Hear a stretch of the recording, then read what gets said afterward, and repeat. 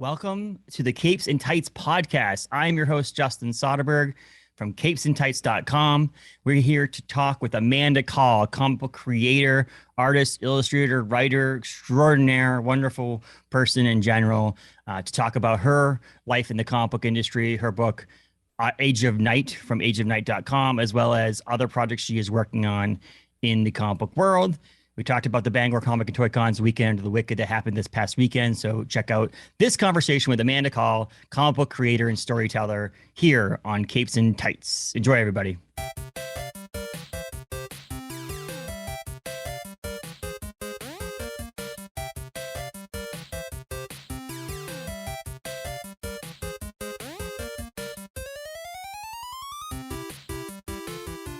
Welcome to the podcast, Amanda. How are you? I'm good. How are you? Good. Long time no see, right? Right. Well, I was just mentioning literally before we pressed the button that I talked to John Campopiano last week. So I had someone for the Bangor Comic and Toy Cons Weekend of the Wicked pre-con. And then now we're having you, who was at the Bangor Comic and Toy Con Weekend of the Wicked post-con. So let's start with, how was your con? How did you have fun? I did have fun. I had a very good time. It's always good to see everybody and to get to spend the weekend around other creatives. That's always super fun. There was not a ton of crowd, but everyone who was there was like in a really good space. So there was a lot of really fun interactions, a lot of chance to really like talk to people about what I was doing and see what they were into. So that's fun. I realized that too. It was more of a niche Comic-Con where there's a horror, background to it. And I feel like with the number of people that were there, all those people really wanted to be there.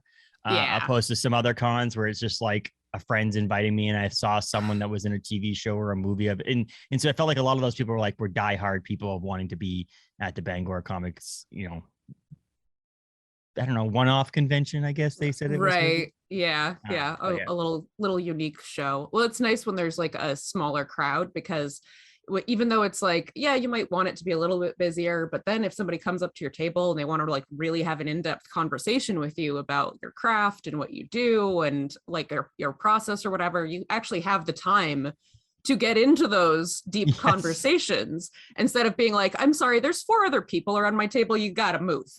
And that guy might want to buy something, so please move out of the way. Right.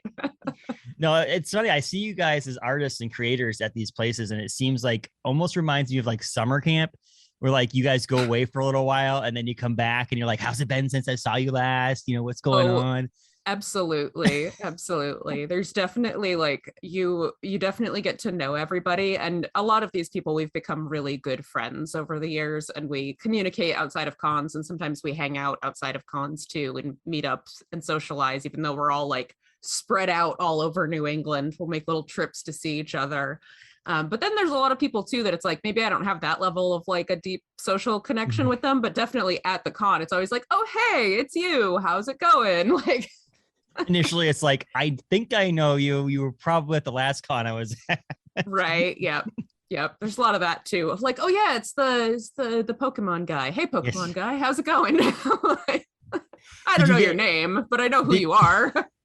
Did you get any of the celebrity guests to come over and chat with you at all, or did you? They didn't come over and chat with me, but a couple of my friends, and I kind of like hovered. Hovered and eavesdropped on some of that. Marlon Taylor came over and was hanging out with Jesse Lundberg and CP Sketch, and so I was kind of hovering while they chatted, and that was cool. And then my friend Ian Richardson is another horror comic artist. He had a nice long talk with David Naughton, and that was awesome. that was really cool. Yeah, because I love American Werewolf in London, so I was like, oh, that's so cool, dude. Well, it's funny. I wasn't planning on talking to anybody really, because it's nice to see these people, but like there's only been a few times in the history of Comic-Cons where I've been like, oh my gosh, I need to meet this person. But as you can see, if anybody watching video, I got stuff behind me I like to collect. So I like to support Will and Jay in the Comic-Con. So I usually buy one thing from a celebrity, an autograph or something, but also do a lot of their graphics for announcements and things like that. So in trade, they usually give me a couple. So I was like, oh, it'd be cool to get, the people from the Losers Club. And so I did the label for the beer. So I said, hey, can you sign the label, which I did for the Clerks one too. And so it was nice to see that. And then every time Will and Jay were near a celebrity, though, I'd go over and be like, "Hey, Will, hey, Jay," just kind of sidle up. Like I'm like, now I'm talking to David Nunn. This is crazy. I'm part of this conversation now too. And then someone interrupted Jay and I talking at David Nunn's table, asking if Jay needed a tattoo apprentice. And so I was like, "Oh, interesting." Oh, okay. He's like, "I'm all set right now. We need a full-time person if you want." But right.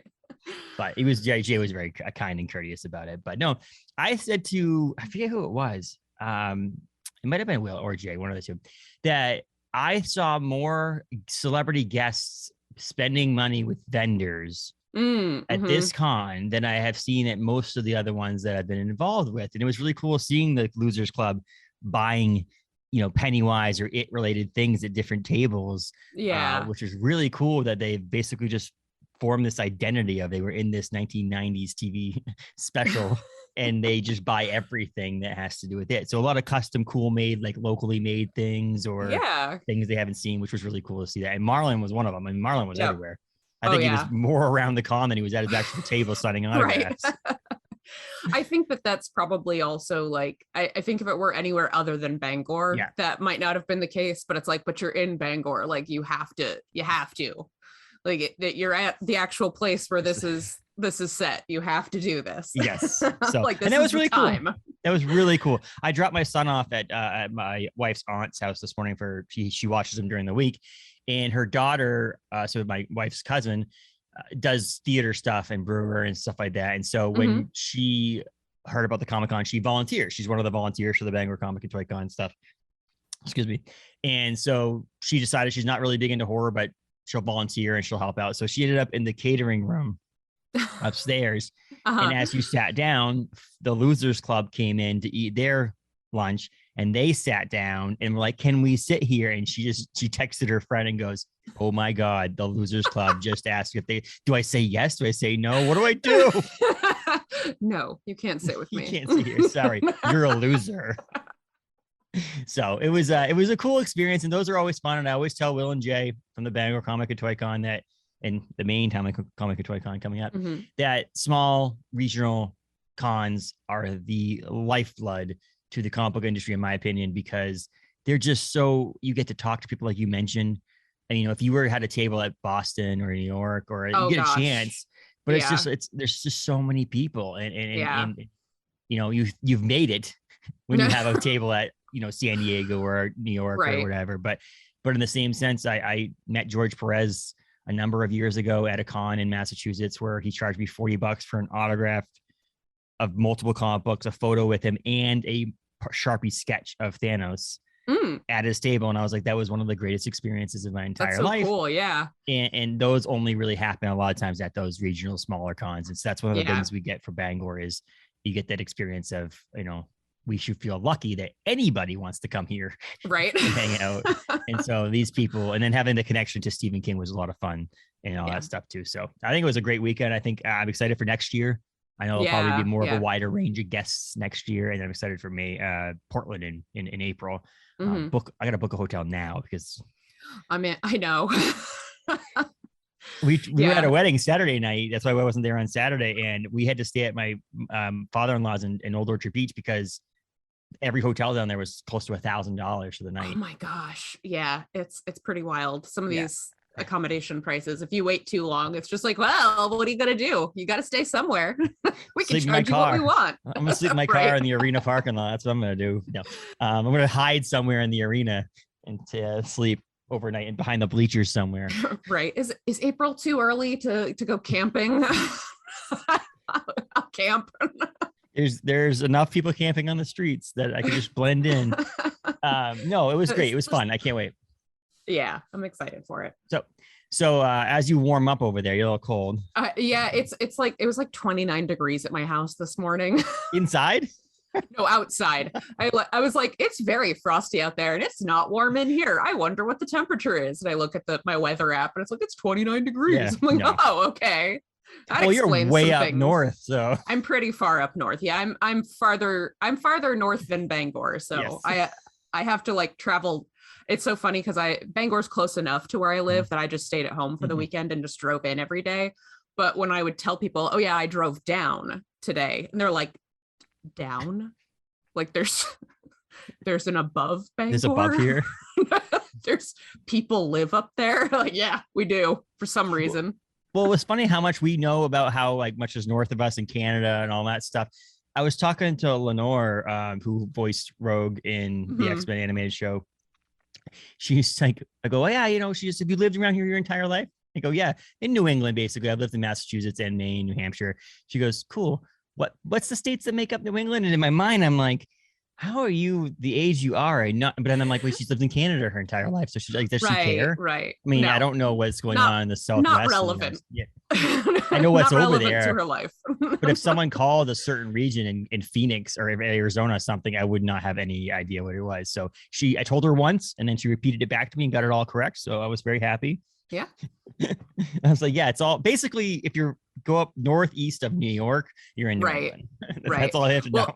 I think it's funny, some of the people that I've known from like the Midwest or the South or whatever, and they think that New York is part of New England, and I'm like, oh no, we will not let them be. No. I will give an opportunity to Northeast New York to be a part of Vermont, but that's about it. Other than that, if you're in New York, you're not. You're barely in the Northeast, okay? Right. But no, it's fun seeing those people from Canada and all over the world, and the people who never had ever been here, especially with the people from it. Like none of them had ever really been to Bangor, even though technically it wasn't filmed in Bangor, it was filmed in Vancouver. But it's just funny to see them come and see Stephen King's house and all that stuff. I was actually kind of like thinking like, oh, maybe Stephen King will just show up.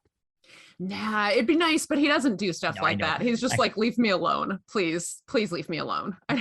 or when they were taking photos or something like that. I'm sure he's not. I'm sure he's on the coast. But I'm just saying, like, it would have been great for him to like look out the window. So when they were taking photos at Stephen King's house, it's just there. Just creeping in the background. Dressed up like Pennywise for some weird reason. No. He just walks around the house like Pennywise.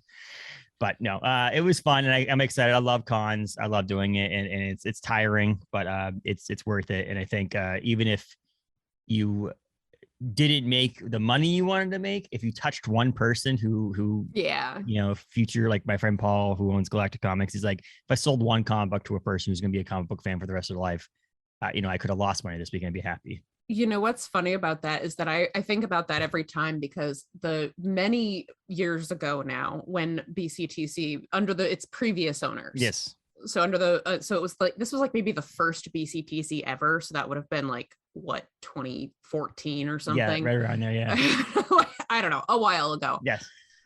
Somebody came, it was like on Sunday afternoons, the show had slowed down, and this kid comes up to my table. I say kid, he was like a teenager. And he comes up to my table and he's like talking to me about like how I made my comics and everything. And we're having this like he's like asking a lot of like technical questions about my process and everything. And then he's like, oh, well, because I have a comic story I want to write, and I don't know if it's any good. I'm not really sure like how to approach this or anything. He's like, I'm going to draw it myself. I'm like, well, that's good. And he's like, but I'm just not sure if I should go for it. And I wasn't really sure where to start. So talking to you really helped. And I'm like, yeah, sure. That's cool. And so he's like, can I tell you about my story? And a part of you is always just like, when someone's like, can I tell you about my story? Because very often this is like them trying to pitch you for like, do you want to draw my comic for free? No, sir, I'm very busy. I don't have time to draw your comic for free. But like these conversations can be a little bit tedious. And so it's just like, you brace yourself, but I'm like, okay, yeah, sure. Tell me your story. And he tells me about it, and I'm like, wow, that actually sounds really cool. Like that had a lot of really cool ideas, a lot of really cool themes and everything. And he's like, oh, and I have some of my sketches, some of the designs of like the characters and like the machines and stuff in it. And I'm like, and he's like, do you want to see them? I'm like, yeah, sure. And he shows them to me, and they were like really good. And I was like, wow, like this is incredible. Like you really need to go for this, kid. Like this is, you need to do this. Like I have every faith in you. You have a good idea. You clearly have some skill. You should go for it. And he's like, okay, yeah, that's great. Thanks so much.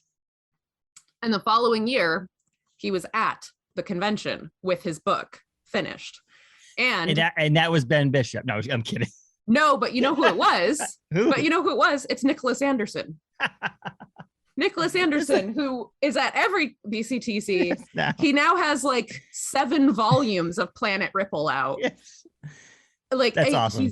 He does like, he's had his work up at and in the Bangor Public Library. He does like all of these like talks and stuff. He's just completely taken off and it's just like, yeah, that's the thing. If you like take the time to just like actually connect with somebody about this, like that's what that can turn into.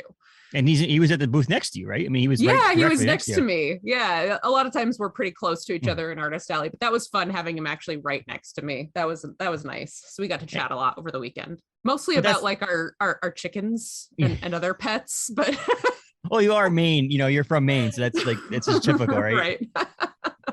But it is funny. Like I said, though, it's like that one thing, and it's like my love for Thanos. I know this is obviously George Perez, who's like iconic, but like my love for Thanos comes from the fact that I was standing in line for that opportunity to meet George Perez, have 2 comic books there by him. And I was like, oh, you can get a sketch too. Cool. And I'm like looking, I'm like, who the hell do I get? Oh my gosh, pressure's on. And so I just went like, I saw someone walk away with a Thanos with the pretty much the Infinity Gauntlet thing. And I said, okay, I'll just get that. So I got that. And then from that point on, it was like before Thanos was like really a big part of the MCU. I was like, oh my God, Thanos is one of my favorite characters of all time now. Now I own like statues of him and all that stuff. And it's this one interaction with this comic book artist that made me love that. It's the Marvel Zombies. I met Arthur Sawdam, who does the Marvel Zombies variant covers, or did, I should say. I met him at the same convention. It was like, oh my gosh, now the Marvel Zombies. It's just this weird connection you have with this, just having this one conversation. If someone took time to actually talk to you, it changes the rest of your life, honestly. And it obviously changed Nicholas Anderson's life. So you like, go for it, dude. You can say it was my reason why you're doing well. Oh no, that he's incredible on his own. I'm glad I was able to help give him the little like nudge to take off, but he's propelled entirely by his own incredible skill and hard work. Well, I take credit, but one of my coworkers, Caitlin, got married this past summer. And when she first started at the Orno Brewing Company where I worked during the day, she asked for time off to go on vacation with the guy that she's now married to. So when they got married, I said, you're welcome, because I approved your time off. So I am the reason that you guys are married now. So I will take full credit for that. I'm responsible for the success of your relationship. I wasn't going to take responsibility if you guys broke up in between. But now that you guys are successful and married, I am the responsibility for that. So she loves that. She loves that when I say that, right? She did no work in that at all. It was only me. But so it's a good thing, good little transition here. So you talked to Nicholas about, obviously his sketch. Let's go back further on you. How did you get into comic books? Not drawing, but just like reading comic books. What was your origin story on that? So the funny thing is that I actually drew comics long before I ever read them. Okay. Because it was just that I always loved to draw and I always loved to tell stories. And so I would just constantly, as like a little kid, pretty much from when I could hold a pencil, I would just like be drawing pictures and then also writing a story underneath it. Even before I even knew how to write, I would just like be writing a bunch of squiggles underneath and be like, this is what it says. And then at some point, like I read like just like newspaper comic strips and was like, oh, this is like a thing. And I was like, okay, I can put the words in the little word balloon and have the person talk and everything. And it literally just, I spent years making comics just because I wanted to tell stories, but I also wanted to draw. And it wasn't until I was much older that I actually started reading a lot of comics, because at a certain point I was like, oh, well, this is really cool. And there's a lot of different types of comics out there. When I was really young, I tried to like get into superhero comics because that's always what you think of, but it was always very intimidating because it was like, I don't know where to start. You'd like go to the comic shop and like pick up something that looked cool, but it's the middle of like a story arc. And you're like issue 412 and you're like, oh, I can't read 411 issues. Who are these people? What is happening? I know this is Spider-Man, but I know nothing else that is going on here.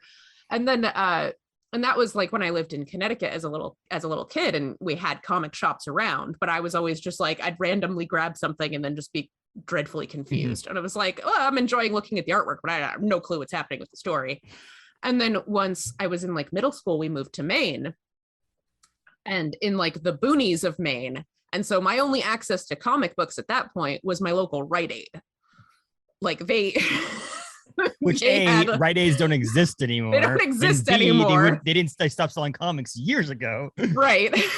When I was in middle and high school, they would carry like 3 or 4 X-Men titles. That's what I usually read. And then like maybe a couple of other things. They might have like they have like maybe a dozen comics at a time. Mm-hmm. And I primarily would like try to keep up with the X-Men titles, but it was like, you just didn't have that much. Yeah. Like there just wasn't that much to catch up with. And then I would like, I started like borrowing and buying my own like graphic novels and trade paperbacks and catching up on some stuff.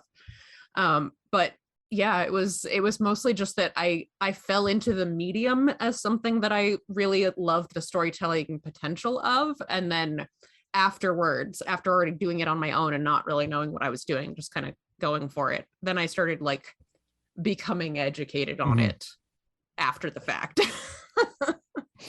And then ultimately I got a degree in comics. So I mean, they had to start somewhere, and it's like there's no real like definition of how you start on this stuff. And it's like how deep into comic books that I'm in now, everybody would assume that I was like 5 years old picking up a comic book, but it was like it really wasn't until my post high school years where I really got involved in comic books.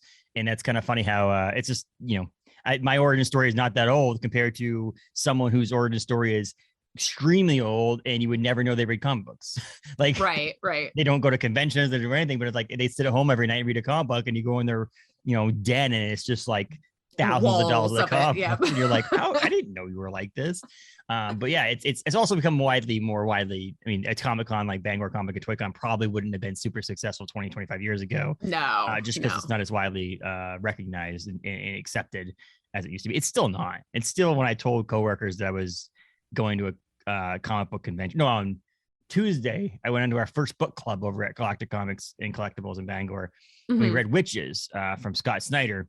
And I said, I'm going to a book club tonight. And they're like, oh, what'd you read? I go, well, it's a graphic novel. It's a comic book. And they're like, oh. But I'm like, but in their mind, I guarantee you they were picturing Superman. You know what I mean? Like, guarantee they were just like, and I'm like, Witches is not Superman. It's not what that is. And so it's basically would have been a great novel, but this is just a novel that has pictures. And so they didn't have as many words in it. And so you interpret some things and things like that. So it isn't as widely accepted, but still more accepted than it was, you know, when I was in middle school than now. But yeah, there's still a certain level of like literary snobbery around it, where it's like there are plenty of graphic novels that are much more like intellectually challenging than your average super bestseller Oprah's book club pick. Like, like, and but for some reason those are considered like a real book. Yes. And like real reading, when it's like, but is it really though? Yes. Yeah, exactly. And it's a partnership. I mean, you obviously draw and write your own comic book, but like there's the partnership between co-creators of things where someone writes a script or the plot, and then another person interprets some things to an artwork. And so in a story, in a novel, they're telling you basically everything. Whereas in a graphic novel or a comic book, you have to interpret some things and take it certain ways, or, you know, I don't have to, the difference is, and when I read a book, I have to picture, oh, this is what Amanda looks like in the book. When, if you read your own comic book and you were in your comic book, I could see, oh, that's what the artist has depicted what Amanda looks like instead of that. But so there's positives and negatives, but I don't know. There's something about the still being able to use your, you know, full senses, I guess, in reading a comic book, that it's almost like watching a still TV show, which I like. So, but yeah. Well, and I from the like comics like theory nerd part of it, I really like Scott McCloud's thing about how comics are actually a better representation of are a better representation in storytelling of what your internal life is actually like, because you have the visuals of like what you are seeing, which is, you know, you walk around and you see what's around you, and there's the world outside of you that you're interacting with and interpreting and seeing. But then the words are entirely internal. Like, you don't hear the words, you have to read those and interpret them internally. And so comics is actually like a better representation of the way that we actually interact with the world the rest of the time, where the words that are the written words are like our thoughts, and the images are the outside world. And I'm like, that's part of why it's so cool, because you can also do a lot with the interplay there of like, what are the words say, and what is the like harmony or dissonance with what you're seeing as well. Like where is there conflict there? Where are they giving each other deeper meaning? Like that's all very cool. This is why I actually like went to school for this, because I have to be like a pedantic nerd about this stuff. But I also like the fact that, you know, there's times there's the creative teams on things that you read the story and you're like, well, the script isn't that good, but the art is tremendous, and I could just watch this. Basically, at this point, I don't even have to read the word bubbles. I'll just take it in as a silent film, and look at the. But then there's also the opposite, where and the one that is not complaining about someone's art at all. It's just not my style. I've talked about this many times on the podcast or at Paul's shop in Bangor. Is James Tynion IV is one of my favorite writers of all time right now at Poor Comic Books and other comic books. I love the style of Martin Simmons, who he teams up with on the Department of Truth. I just can't do it. And I love the idea behind the Department of Truth, the conspiracy theory part of it and all that stuff. But when I go to continuously try to read the issues 1 through 5, and I've read and probably read number 1 17 times, I just can't do the visual aspect of it, that I can't tell who's who. He's just so messy. In a good way, like in a very, like if you had a painting on the wall, I would be mesmerized by it. Right. But it's something about that, the messiness of it, that I lose track of who's who. Yeah, it just doesn't jive for you. Yeah. I have one that like this is the one where people always get mad when I say it. A very famous and well-loved comic artist that I just can't with them is Mike Mignola, for a similar reason, is that it's like any individual panel of his work or any individual like piece of artwork that he's ever done, I'm like, oh, that is so cool, that looks so cool. But when I try to read it, I'm just like, what is going on? I see a lot of big black splotches, and I'm very confused right now. Yes. And that's part of it. It's just, I don't know if it's because I was bad at reading as a young kid, or maybe my mind just thinks differently, or whatever it may be, but I have certain things just don't jive for you. Yeah. And that's fine. It issue 21, so it's a super successful comic book. It's just not for me. And I still buy it because I'm like, one of these days I am just gonna lock myself in a room and force just myself to do this. Just read it, because it's a great story. That's the thing. That's the problem that I have with this. Maybe I just don't. It's harder to read bubbles and not, because at least in a book it would say Justin says this or Amanda says this, whereas you don't have that. It doesn't say that above the bubble, and that would be helpful. James, can I please get a special edition comic book where you say who said stuff so I can know? Label everybody. Yeah, but it's just to an extra extent, because Something's Killing the Children is not super messy, but it has that ability. And that Nice House on the Lake is like just below that in the idea that it's messy, but I can get those ones. And it's something about the Department of Truth, which I just can't get. So, but it's like, that's why there's enough people out there for this. And like you mentioned, the superheroes versus the independent stuff. I have been a huge Marvel head since I first started reading, but the past 2 years, I honestly don't think there's one Marvel comic book that I've actually been like, this is amazing. And it's all been this independent stuff and giving the shot to these people that, you know, write some stuff. You know, part of me wants to live part in the real world. So you have to like have a story that could bend the real world a little bit. So like have it be like Witches, for an example, was it's a real world, and then there's witches in it. And so I can't do like full on. Undiscovered Country was one of the ones that I was reading for a little while, and then all of a sudden I know where there was like people riding seahorses in the middle of the desert, and I was like, okay, you went too far.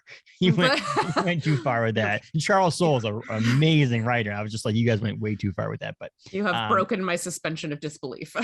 But independent stuff, a lot of times, is way better, and that's the thing. And Schmalke, I think Schmalke was talking about how he said that I guess Marvel and DC, a lot of these companies nowadays send the scripts for a comic book to Hollywood and get the approval from like Marvel Studios to give the approval whether or not they can do a storyline or add a character in there, because of confusion and misconceptions because of the movies versus a TV show, you know, all these other things. And I said, well, your listeners can't see the face I'm making right now. It's but I see the other side of it too. And I was telling him, I see the other side of it as I do think some of these smaller publishers are also churning out comic books that they hope will turn into TV shows. Oh, so I think absolutely. there's a mixture on getting approval from a bigger studio to like Marvel Entertainment, which used to be able to just make what they wanted. And now, but there's also other obviously not going to name any publishers, but publishers that seem like they're signing on comic books and getting comic books is like that would make an amazing TV show, and releasing the comic and immediately pitching it before they even release issue 1, they're pitching it to some studio to get made into a TV show to help make more money. Because obviously, as you know, you don't make money in comic books. No, you don't. It's like Paul opening his shop. I was like, "Are you stupid, man? What are you doing? Make some money?" No, but so you obviously got into artists. You draw. Let's talk to me about Age of Night. So how long ago did you start Age of Night? I don't know the whole story on that. So Age of Night, I started. So I started working on it, like just coming up with the concept and batting the idea around while I was in college. So that was in 2006, I think, is when I first came up with the idea and just started doing like sketches and like concept work. And I was doing it was me and my boyfriend at the time, Matt Woodall, who were coming up with the concept. And so I always credit him, like on the website and in the books, as creative contribution, because he helped me with the concept development. Like at the time, it was very much like our project. But once it turned into actually making comic pages, it quickly just became my project. And he kind of stopped being involved at that point, which is fine. His contribution was still invaluable. It turned the story into what it was, but he hasn't had anything to do with it since that development phase. But I really loved the story and thought it was really fun, and I wanted to develop it.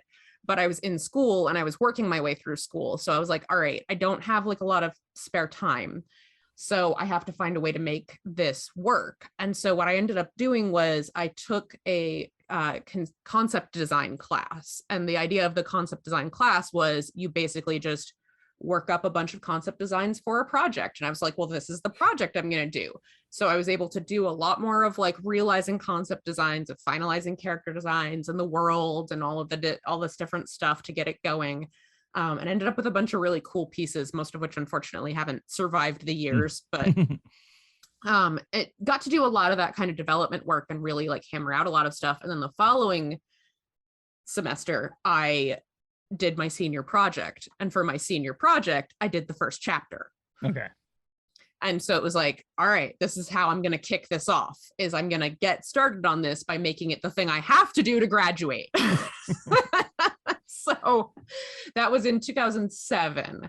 And then I graduated and I was like, all right, I have the first chapter. Like, what am I going to do with it now?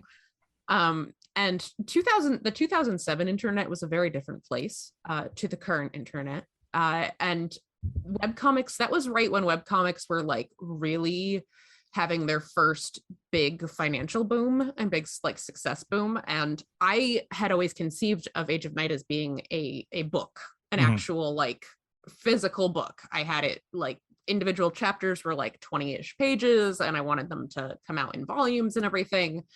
But I was like, okay, but this takes forever to do. So until I get to the point that I have an entire book, I'm just going to start uploading it as a webcomic, like a weekly webcomic, so that people can see it while I'm working on it. And the other benefit of doing it as a webcomic was that it forced me to continue to work on it, because at that point it was like, I have to have a new page every week. And so even if I have a time where it's slow and I'm not getting as much done on it, I am getting a page done every week. And so I started in 2008.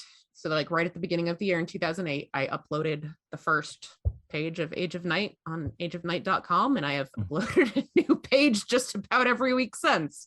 I took a couple of breaks in there, like each time I had a baby, took a break. Kind of Why? You had your hands full? Had to put it on pause a couple of times there.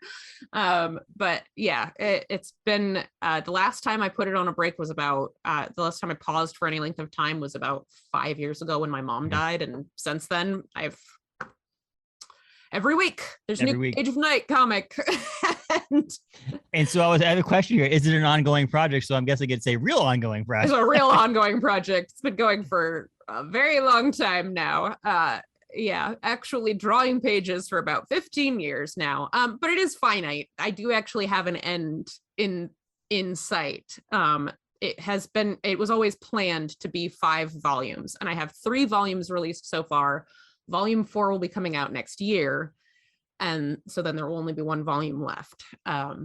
And I was I was talking with my husband about it the other day, of like trying to plan, like, okay, well, I'm going to release volume 4, and then like, okay, then I have to figure out like, when is volume 5 going to come out? And he's like, well, do you think you could be done with it by the time, I'm going to give away how old I am.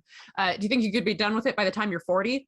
And I'm like, I might be able to, like, I might be able to do that. I might be able to get the next volume done in like about 3 years. And then it suddenly like struck me that it would be done at that point. And I'm like, my entire adult life has been this comic. Like, what will I do with myself? But if you do it, you're going to do it the right way, which is you have this idea. You're not going to pull, Office is one of my favorite shows of all time, but you're not going to pull an Office where like Steve Carell leaves and you're like, let's still try to continue doing this show. You can do a Seinfeld where you have the written out and you're like, okay, this is it. I'm at the top. We're done. Moving on until you come up with spinoffs, right? Your characters. Right. Well, one shots are always fun to me too, though. Like that is one of those things that even if you wrapped up Asia Night, doing a one shot, even just on the internet, just a web comic book or like convention exclusive kind of thing, saying, oh, we're going to dive into this 122-page story from a character from the book would also, I mean, it doesn't have to be done with it, but like the done with the ongoing main story, I can understand. Yeah, well, that's like, I think of like a Bone, like is this amazing, huge standalone comic work, and it's complete, and it has its entire arc and ends, and is great that way. But then also a couple of years after that, Jeff Smith released Rose, where it's just like, this is the backstory of one of the characters, so I'm gonna do this really, really nice little just smaller standalone book that is still part of this universe, and still I get to still play in this world, but it doesn't mean I have to keep dragging on the story that already wrapped up. And most of us creatives are hopefully the whole thought process is they just want to just still create things, but sometimes you also see how successful the comic book was, and then the income's not coming in anymore. You're like, ooh. I loved The Last Ronin and all the stuff that Eastman and Ben and the Waltz and the Escorza brothers did over there at IDW. But at the end, when they came to the final 5th issue or close to the 5th issue, I'm sure that everybody IDW and Kevin Eastman were like, ooh, this has been pretty financially successful. We should probably do another one. And then at San Diego, they're like, we're doing another one. Like, Yep. So, but it's really nice to actually be making money on comics. We don't really want to give that up. It was funny. I'm like, and I love IDW and a lot of stuff they do, but I realized that there's like maybe 4 or 5 books that are really, really, really successful they have right now, because IDW has a lot of intellectual property, like purchases from like Transformers and all that stuff. But they put out a lot of best of books now. Yeah. And I always let's mine the back catalog. And I joke with Paul at the comic book shop. I'm like, IDW is just the best of place, because it's like they just did the release best of Baxter Stockman from TMNT, and I'm like, what is going on here? I'm like, they're gonna do the best of Jenica here pretty soon, and she just started as a character. This is gonna be like a best of album for someone who came out with a record last year, right? But yeah, it's fun to do ongoing things, but the spin-off stuff is always fun too. But what were you saying? Oh no, I get that. I totally get that. Like from the idea of a publisher, though, I do a lot of work with a lot of the other artwork that I do is freelance illustration for RPG companies. In tabletop RPGs. And a lot of the small publishers, it's like, we have to keep our name relevant on like Drive Through RPG. We have to continue to have something released like every couple of weeks so that we stay on the main page or whatever. And so it's like, well, let's just take one of our larger source books and like pull out a subsection and release it as its own publication. It's like, you do what you got to do. Yes. Well, yeah, it's, people, you don't make enough money off of comic books or even RPGs or tabletop games to just be like, okay, this is it. So you have to figure out new ways. And I don't think many people are doing it bad in the new way. Like, I read a book, I used to have it behind me. Jonathan Hedrick wrote a book called The Recount. And I loved the book. It was a 5-issue series about conspiracy government things. It was a really well-written book. The art was amazing. And he had planned it for the 5 issues, but then he wanted to tell a story, a prequel.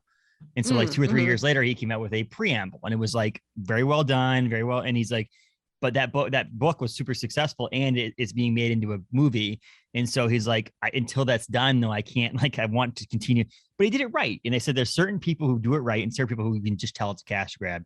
And I think that, I joked about the TMNT, The Last Ronin. It's going to be an amazing story. I think The Lost Years is going to be wonderful. It's going to be awesome.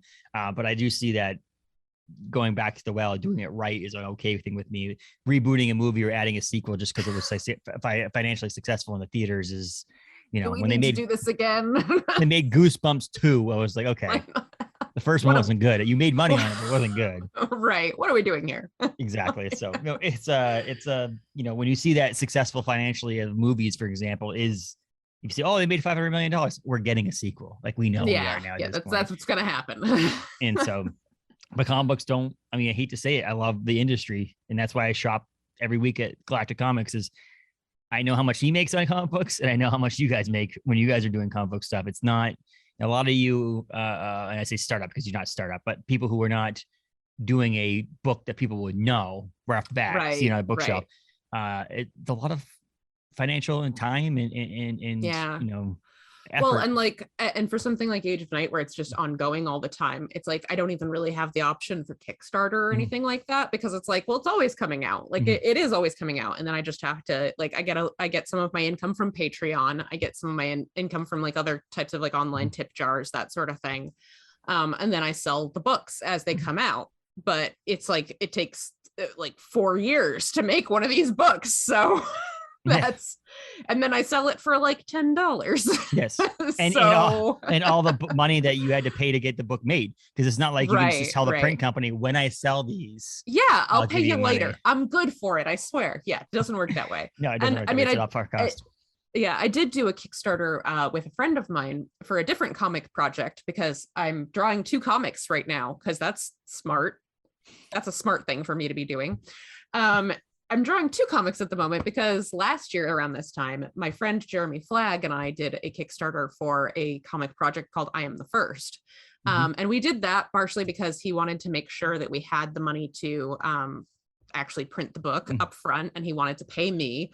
Obviously, like, not enough for my time, but like it's at least like it's something. Yeah. Like you can't charge hourly for comics. That does not work. No. Yeah, but we did have a successful Kickstarter, so that book, we're working on it, and it's going to be coming out sometime soon. We'd hoped to be done with it already, but then life. Which is funny because Amanda, I've known I other cons and things like that said hi to you. We've friends on Facebook, and I know obviously I believe you're friends with Jabron Graham. Yeah. Yep. And so I think there's that, and he shared some things, and Jabron's been on the podcast multiple times, and I saw something, and I'm like, why do I feel like it wasn't just Age of Night? I remember being like, oh, I gotta get Amanda on the podcast. Like there was something else, and I'm glad you said that, because I couldn't remember what it was. Yeah. So Jeremy is one of my friends from high school. We are from the same area, up around the Milo area, so like way the heck up in the woods, and he had, like, we've always been really close friends, like in that typical small town way of like our families are friends. His mom photographed my wedding, like stuff like that. It's very, very much very close.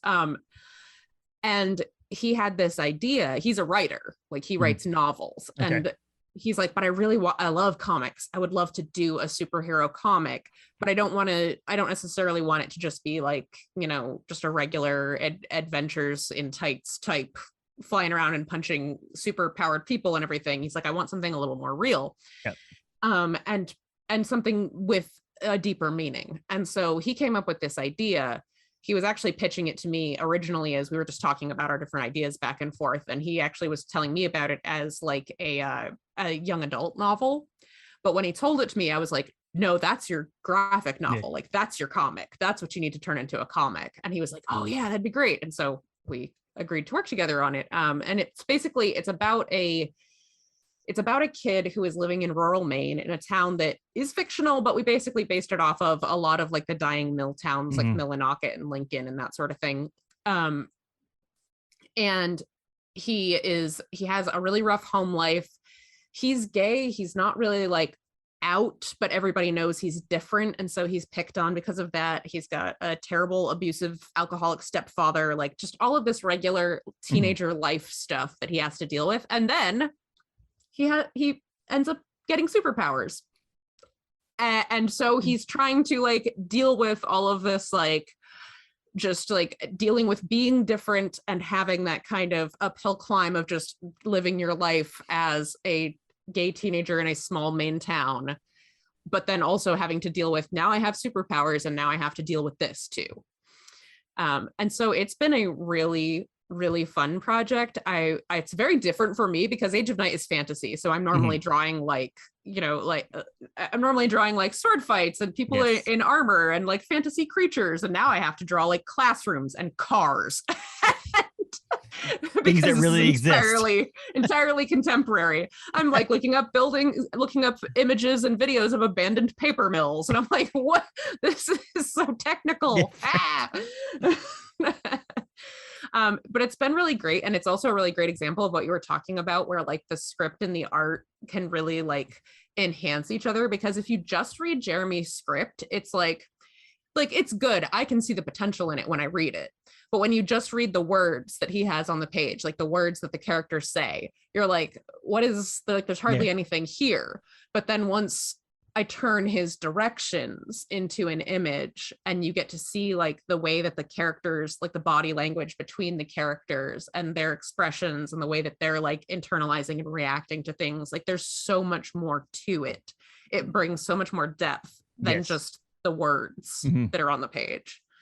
That's awesome. I want to know, what's it like, just quickly, I don't want you have to go all the way into it, but like drawing someone else's story compared to Age of Night where it's mostly your story. It's definitely a different process. So like when I'm drawing my own story, I write a script. I usually write it fairly detailed just so I don't forget what I'm doing. And then I like scribble some quick little thumbnails that literally no one could understand but myself before I move on to the actual page. But then for this, like Jeremy writes the script, he sends it to me, I read it over, and then I usually send him a bunch of questions of like, what are you thinking for this? Like, do you have a particular idea for this? Like, do you, and like most of the time when I ask him for like, what's your idea for this? He's like, I don't know, do what you want.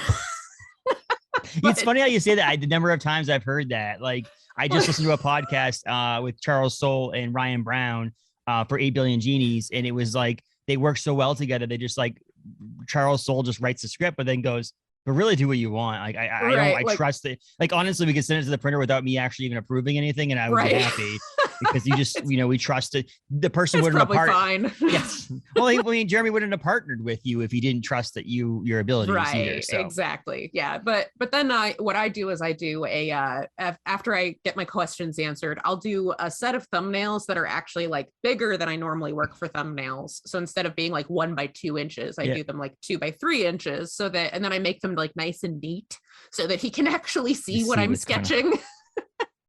And then I'll send them back to him. And at that point, there's usually a little bit of tweaking of where he'll be like, oh, that actually like isn't working. It's not doing what I want it to. So let me rewrite the script a little bit. Like, let me tweak the script and then you can tweak what you did. And we do a little bit of workshopping at that level. And we get it to where we're both happy with it. And then I'll start drawing and inking it. And I do always send him pencils to approve, but I don't think he's ever like said no. Yeah. I don't think he's ever come back and been like, no, that's not good enough. But I'm like neurotic about it. I'm just like, I don't want to screw it up and then have to totally redo the page after I ink it.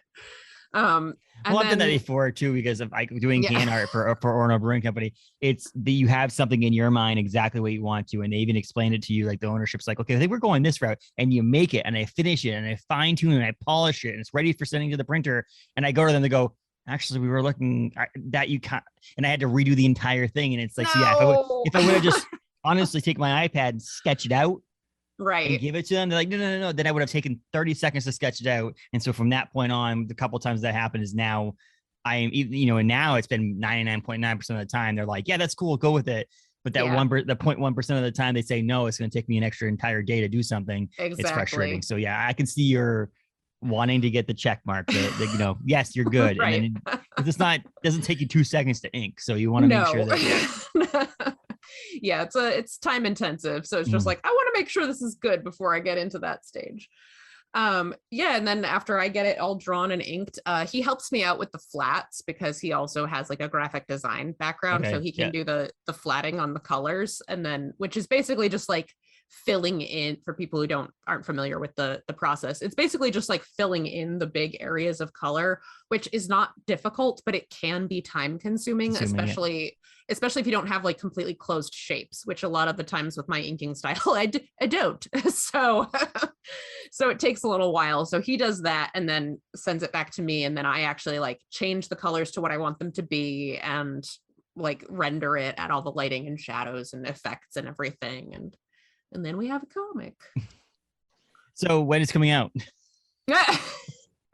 We just released issue 3. So every it's 5 issues. And then as each issue is done, we're releasing it digitally on our website, bravenewcomics.com. And like on other platforms too, like, you know, Amazon, Drive-Thru, Barnes and Noble, all of those things. But it comes to our website first. So that's the best place to get it. Well, that's what I love about. So I'm part of Schmalky's Patreon. Obviously, you mentioned earlier about Patreon too, and I remember you actually posting and asking your fans and your friends on Facebook what to go with for something like that. And it's is that I get his he's doing 7 Years in Darkness right now, and I get 7 Years in Darkness #2 page by page every week. We get a new page or two, and then we'll get the actual print edition as a Patreon when it comes out as well. But it's just that's really cool. It's awesome, but also frustrating at the same time because you're like, it's bad enough to wait 1 month between comic book issues, that you have to wait week to week to watch. It's like a TV show, like only but it'd be like a TV show. It'd be like a TV show where like they had one scene, basically, and you're like, okay, this is the scene where this person walks into the room, and next week, I'm like, Jesus, I need this now. So a lot of times I'll wait 3 or 4 weeks before I read at least a part of the issue and go. And honestly, issue 1, I waited until the entire issue was done before I did it. But releasing it online to his fans first makes it for us. And I own print copies of basically anything that I've ever gotten digitally for free. If someone sends me an advanced copy to do the review for the website, Earth Divers comes out on Wednesday, and I'm still going to buy that book in a physical copy because I'm a comic book hoarder. And B, I want to support the person. I didn't get any money, and hopefully they made money off of me, but like because of a promotion of it. But I do like to support people, so I'm guaranteeing you, people will read your Age of Night or even Brave New, that's I am for the first. Are buying the print copies as well, because that's the way to support you. Yeah, well, and that was the thing too, is that we figured because it takes a while to make a comic, so when we're hoping that sometime early next year we'll have the trade paperback finished. We're not giving promises of exact dates, because every time we've done that, like something has happened where it's like we both got COVID at the same time. Jeremy had to move, like just random stuff. Life will always be like, oh, you think you're releasing it on that day. Very funny. but hopefully at the sometime early next year we'll have the whole thing done. But we wanted to release the single issues digitally as we go, so that people have a chance, if they missed the Kickstarter, they have a chance to jump in and see what's going on and get caught up with the story and reach more people over that time while we're working up to the full book.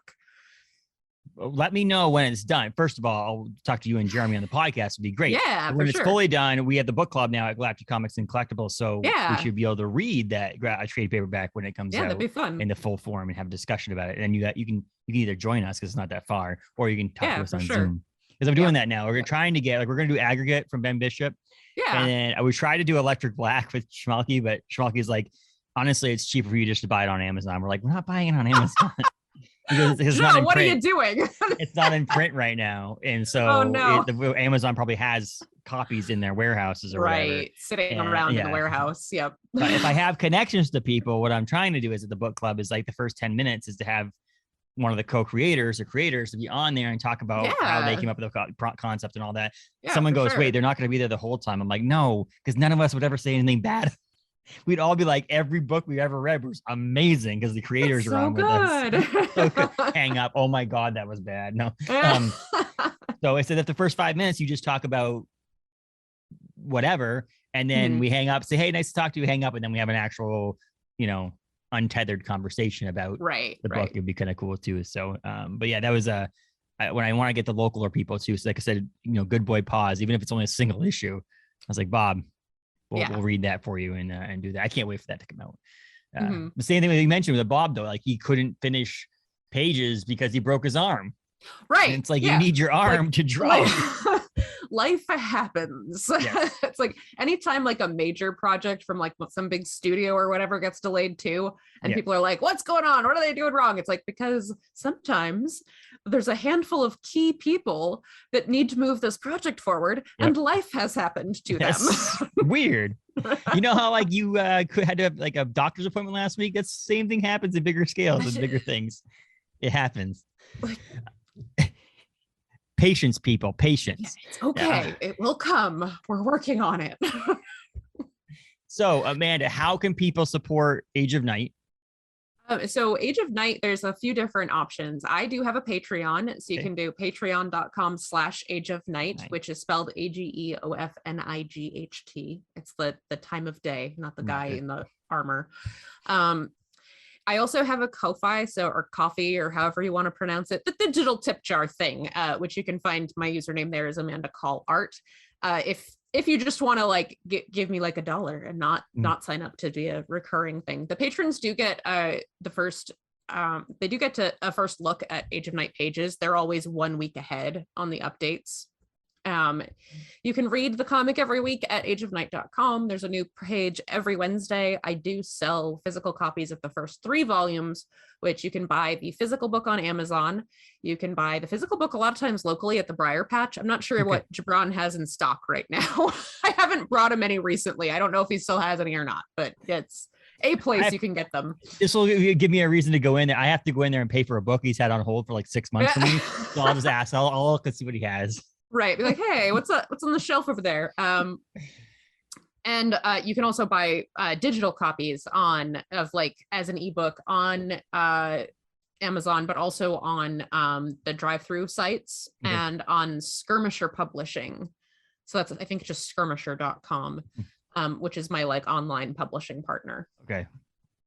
Yeah, so there's different options for different formats there too. So if you really prefer to have like the Mobi or the EPUB or whatever, then Amazon is where you want to go. But if you prefer a PDF, then Drive-Thru or Skirmisher is where you want to go. I personally think the pages held up better in the PDF, but it's all a matter of like your digital reading preference. Yes.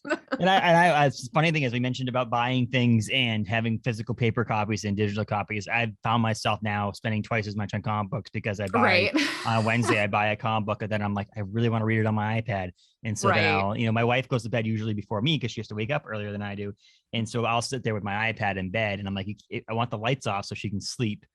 Right. What I want to be able to read, and I need something that's has its own light, and I'm not going to turn the light on and make her so she can't sleep. So a lot of time I'm doing digital, but I'm also, again, to me, there's half the books I own I have never even cracked open because I read them digitally. Right, you read them already, and you have them. I do that sometimes too, where it's like I bought the audiobook and the physical book, or I have it in digital and I have it physically, and these 3 books here I had the authors on. It's all of the Marvels. Nice. The Douglas Wolk book about reading all like 40,000 Marvel comic books. American Comics, which is a great book, and then Free Speech Handbook. I had all those authors on, and I'm actually the artist of the Free Speech Handbook. I never opened those books. I read two of them I read on audiobook in the car, and then the Free Speech Handbook I read digitally on a PDF. But only one of them, I think American Comics, they sent me an advance copy, but the other 2 I paid for because I'm like, I got to support these people still. Right. I need to get the actual book. And I need to hoard them. Yes. It looks good, right? It's just a display. It makes it look good behind me. It's very nice. I have my giant bookshelves covered in books and very graphic novels. And it's just like, these are my security books. Leave me alone. I had 5 copies of Nathan the Caveman. That's why I feel like I can sell some of these right now. No, every time Ben just finds another box in storage somewhere, you're like, I'll take it. Yep. Well, like I signed up for his Bishart Kids Club originally, and this was the incentive. If you sign up this month, I'll send you the collections. And I realized, why the hell did I need the collection? It's every variant cover. It's the leather bound version of it. I honestly think I gave my brother one. I think I had 6. I gave my brother one for his birthday or something like that. I'm like, I didn't have to pay for this, or happy birthday. There you go. It's really good. Happy birthday. Help me make room on my bookshelf. In my shelf, yeah. But yeah, so and you're available on Twitter at Age of Night. Again, NIGHT, not KNIGHT. Yes. And then you're Amanda Kahl art and Instagram. On Instagram and TikTok, if you want to watch a cringy millennial on TikTok. I was going to say, you said you were about a couple of years, you'd be 40 and you're on TikTok. I only am on TikTok because of literally like a dare. So my friend Barney Smith, who does the Story Comic podcast and web show, my friend Barney Smith, he was like, you need to be on TikTok. He's like 10 years older than me. He's like solidly in his mid 40s, but he's just like, you need to be on TikTok. And I'm like, I'm not going to be on TikTok. Barney, I'm at the time, I'm like, I'm 35. I'm not going to be on TikTok. And he's like, come on, you got to be on TikTok. I'm like, Barney, I'll get on TikTok when you do. And then he's got a TikTok, and I'm like, fine. No. I am good for my word. I will sign up for TikTok. I use the platform later.com to do a lot of social media posts and things like that. And at the top, I have obviously my Instagram, Facebook, and Twitter. And then there's the next one on the list is TikTok. And I'm like, oh, maybe. And I'm like, you know what? I don't have time, energy, effort. My boss, Abe, is 40 or 41. And he is like, because we're in a college town, he's always TikTok this, TikTok that. I'm like, I just can't get into it. And he's like, how do you do this on TikTok? I'm like, I don't know. Ask a college student. It's not. Right. I'm 36 years old. I shouldn't know what TikTok is. Ask someone who's a good 20 years younger than me, please. Let me get my wife's 14-year-old cousin to talk to you. Right. Yeah. Hey, you got to get out there.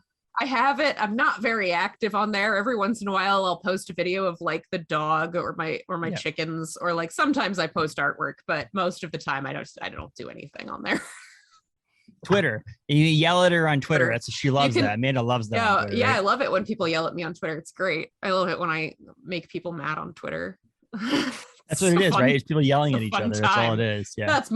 Sometimes we have really fun, in-depth, interesting discussions on Twitter, but yeah, there's a lot of people being mad at each other on Twitter. Exactly.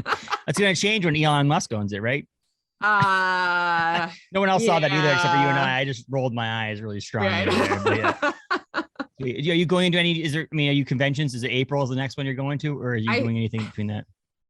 I think that April is probably going to be the next one. I don't think there's anything earlier than that, but I also haven't figured out next year yet. So I don't have anything else this year. I will be going to PAX Unplugged, which is a gaming convention in Philly in December. That one I'm not representing myself. I'm not like selling artwork there or anything. I'm going to be working at the Free League booth.